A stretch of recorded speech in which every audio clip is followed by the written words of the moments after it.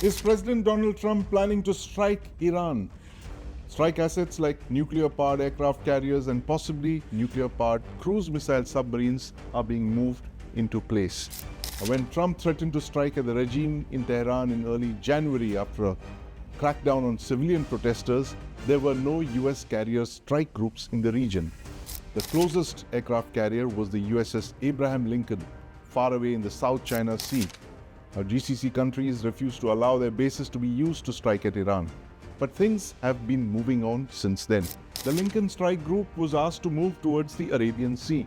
On the 20th of January, the Lincoln Carrier Strike Group crossed the Malacca Strait and entered the Indian Ocean.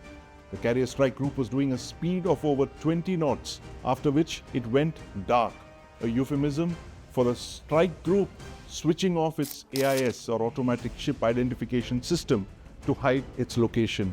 But given its course and speed, the Lincoln Strike Group could be entering the Arabian Sea by the 23rd of January. The Lincoln is escorted by destroyers and one or more nuclear-powered attack submarines, which provide it with an unprecedented air and underwater screen.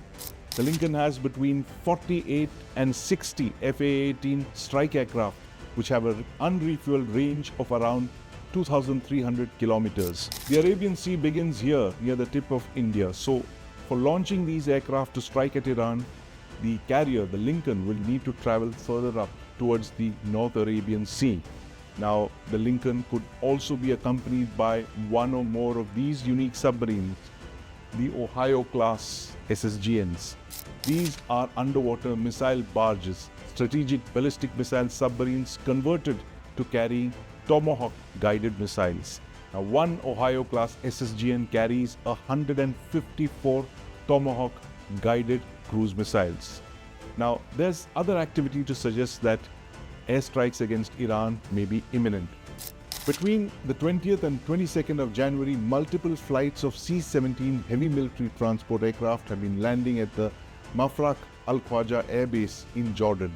Now, this indicates some kind of defensive weapons, possibly Patriot 3 missile batteries, are being moved into place to protect Israel from Iranian missile attack, as Tehran has threatened to attack Israel in the past if the US attacked it. Now, the US could also be moving in B-2 stealth bombers to strike at Iran, as it did during the June 22nd Operation Midnight Hammer strikes last year. Now, these bombers can fly off the Diego Garcia Island base or fly in directly from the continental United States. That's because they have an unrefueled range of over 11,000 kilometers, and they can carry something like 20 tons of weapons, including air-to-surface missiles and bombs.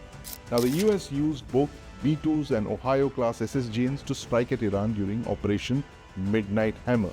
That was to destroy Iran's nuclear weapons capability last year. The question is what Trump wants to do with Iran this time around in 2026.